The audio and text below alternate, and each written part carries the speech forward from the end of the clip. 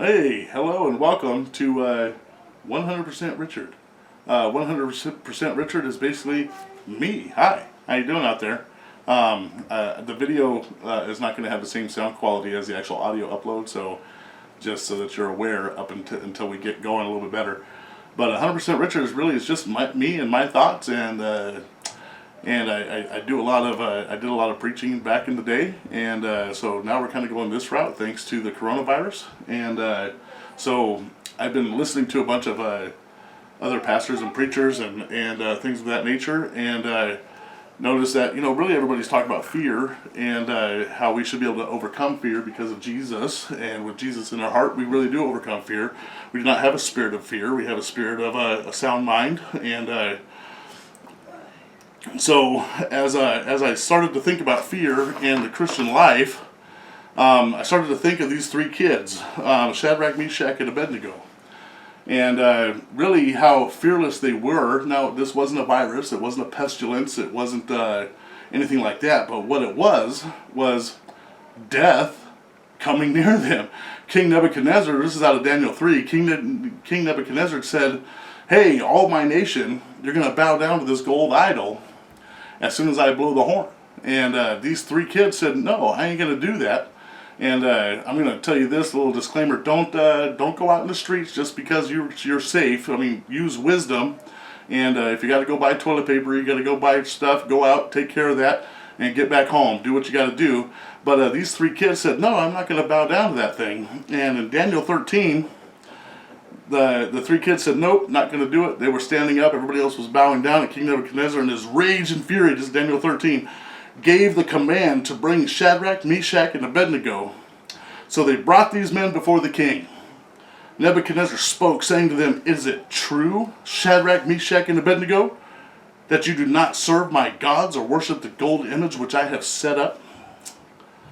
Now, if you're ready, at the time, you hear the sound of the horn, flute, harp, lyre, psaltery, and symphony with all the kinds of music, and you fall down and worship the image which I have made.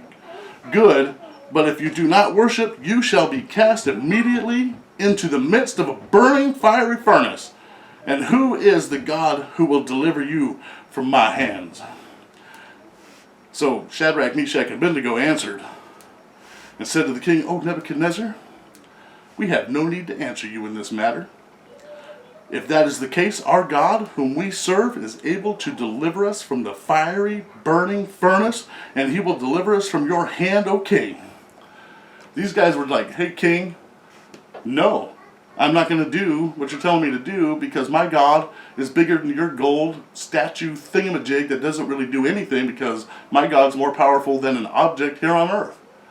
And their belief was so deep that the very next statement in verse 18, Daniel 3 verse 18, "But if not," these are some kids that knew where they were going. They knew who God was, they knew who they belonged to, and they knew that they could go out and be the church. Amen.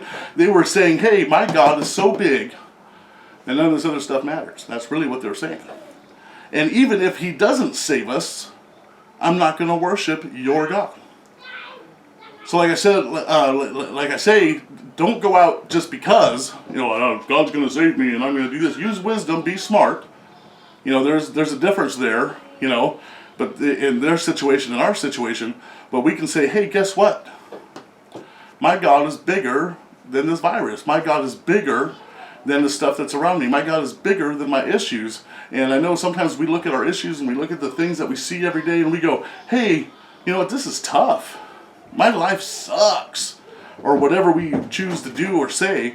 And well, guess what? God's bigger than all that. You may go through a trial, but he will always win in the end. Amen. And so as I look at this, it says, "But if not, let it be known to you, O king, that we do not serve your gods, nor will we worship the gold image which you have set up." That's bold. That's fearless. That's these guys being the church in the midst of everybody and saying, "Hey, guess what? I'm not going to let this thing bug me." I've been stuck at home just like everybody else. I have had to go out to get toilet paper and food for the house. things of that nature, and I've had to do that. So yeah, sure, we have to go out and do things, but go out in boldness and go out saying, I'm the church, and I'm going to walk out here, and I'm going to do what I have to do to keep my family safe, to keep myself safe, and avoid this thing.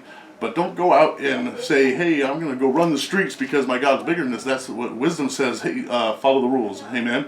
In certain situations, this is a totally different thing with the God. If somebody comes to you and says, my God is bigger than your God. No, my God is bigger than your God, and you're going to get to fight my dad, blah, blah, blah, right? But really, we have to be able to say, hey, I want to be fearless in this thing. I want to sit back, and I want to be able to go, when this is all said and done, I believe God was going to take care of it all. I believe my finances are going to be okay. I believe that the truth of God says that I can overcome all circumstances. I believe that I will not bow down to a virus. I believe that I will not bow down to the things that cause issues in my life. And really, we have to live that way. I preached a message a long time ago called Be Cool. And really, just be cool in this situation. Just know that God is there. Know that God is truthful. Know that God will take care of you. And if He doesn't, great, because you know where you're going. And if you have Jesus Christ in your heart, you know your destination. You know where you're headed. You know that you have a life beyond this life, and that's kind of the way to do it. And to just not be afraid of the things that go on around us. So this may be my first episode, and it may suck. I don't know. It may be good. You may have liked it. You may have decided this is something that you might want to come back and listen to, or watch on YouTube or whatnot. But hopefully this gets around, and maybe someday this could be something that we could do all the time. And I just wanted to give a shout out to my brother, hey, Chris Garcia. Thank you for helping me get this thing going. And Josiah and the Harvard Street Music got me some cables.